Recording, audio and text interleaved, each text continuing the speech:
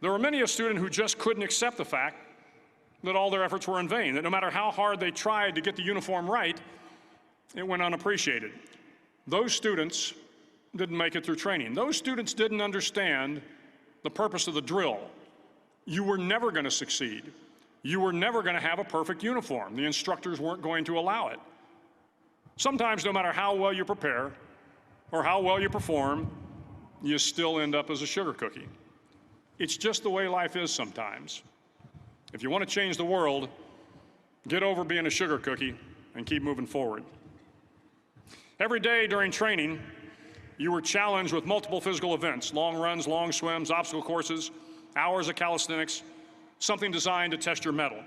Every event had standards, times you had to meet. If you failed to meet those times, those standards, your name was posted on a list, and at the end of the day, those on the list were invited to a circus.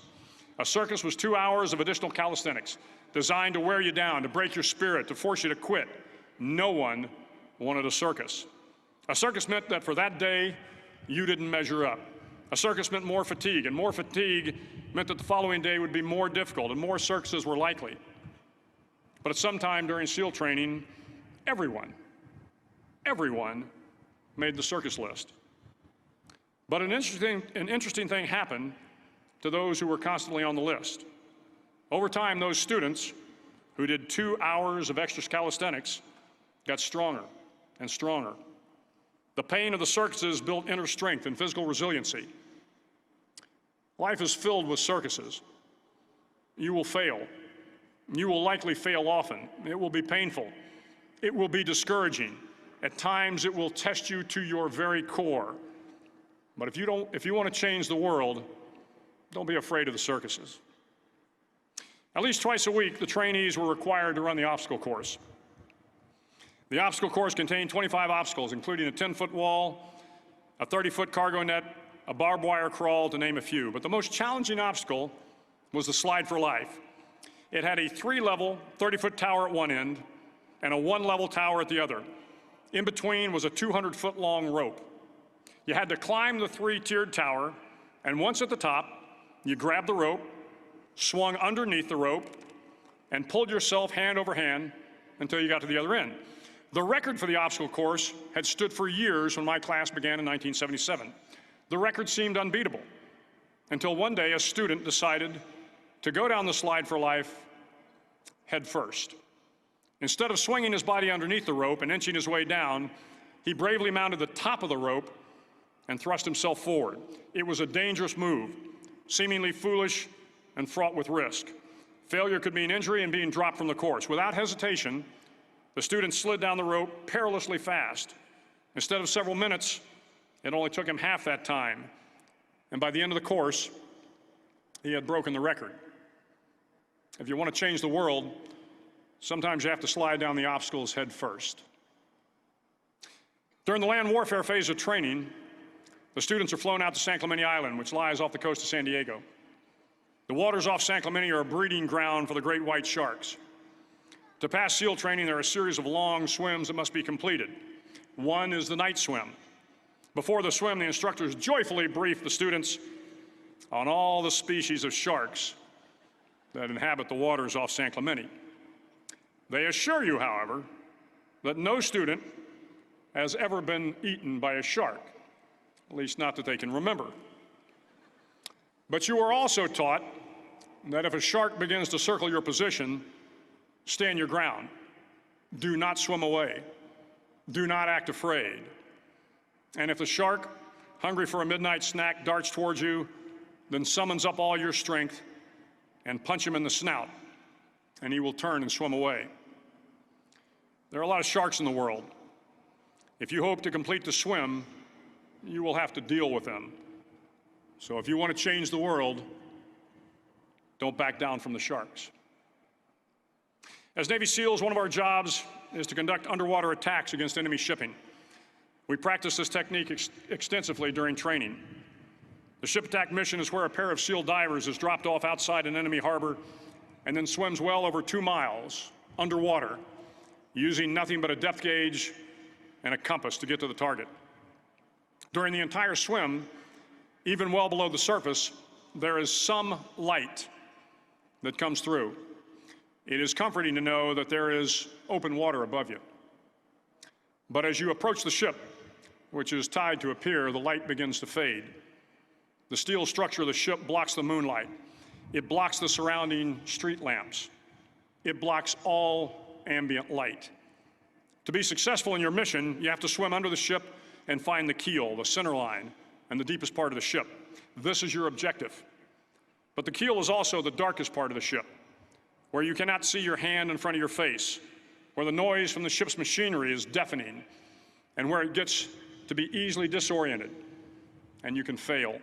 Every SEAL knows that under the keel, at that darkest moment of the mission, is a time when you need to be calm, when you must be calm, when you must be composed, when all your tactical skills, your physical power, and your inner strength must be brought to bear.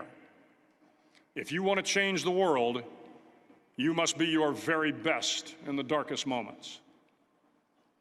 The 9th week of training is referred to as Hell Week.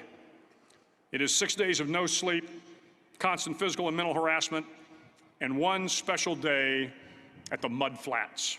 The Mud Flats are an area between San Diego and Tijuana where the water runs off and creates the Tijuana Sloughs, a swampy patch of terrain where the mud will engulf you. It is on Wednesday of Hell Week that you paddle down to the Mud Flats and spend the next 15 hours trying to survive this freezing cold, the howling wind, and the incessant pressure to quit from the instructors. As the sun began to set that Wednesday evening, my training class, having committed some egregious infraction of the rules, was ordered into the mud. The mud consumed each man till there was nothing visible but our heads. The instructors told us we could leave the mud if only 5 men would quit. Only 5 men, just 5 men, and we could get out of the oppressive cold. Looking around the mud flat, it was apparent that some students were about to give up. It was still over 8 hours till the sun came up. 8 more hours of bone-chilling cold. The chattering teeth and the shivering moans of the trainees were so loud, it was hard to hear anything. And then one voice began to echo through the night. One voice raised in song. The song was terribly out of tune, but sung with great enthusiasm. One voice became 2, and 2 became 3, and before long, everyone in the class was singing. The instructors threatened us with more time in the mud if we kept up the singing, but the singing persisted. And somehow the mud seemed a little warmer, and the wind a little tamer, and the dawn not so far away. If I have learned anything in my time traveling the world, it is the power of hope. The power of one person, a Washington, a Lincoln, King, Mandela, and even a young girl from Pakistan, Malala. One person can change the world by giving people hope. So if you want to change the world, start singing when you're up to your neck in mud. Finally, in SEAL training, there's a bell. A brass bell that hangs in the center of the compound for all the students to see. All you have to do to quit is ring the bell. Ring the bell, and you no longer have to wake up at 5 o'clock. Ring the bell, and you no longer have to be in the freezing cold swims. Ring the bell, and you no longer have to do the runs, the obstacle course, the PT, and you no longer have to endure the hardships of training. All you have to do is ring the bell to get out. If you want to change the world, don't ever, ever ring the bell. To the class of 2014, you are moments away from graduating, moments away from beginning your journey through life, moments away from starting to change the world for the better.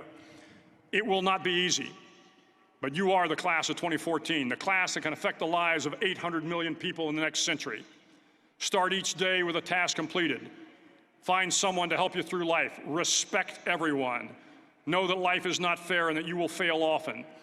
But if you take some risks, step up when the times are the toughest, face down the bullies, lift up the downtrodden, and never, ever give up. If you do these things, the next generation and the generations that follow will live in a world far better than the one we have today. And what started here will indeed have changed the world for the better. Thank you very much. Hook 'em horns.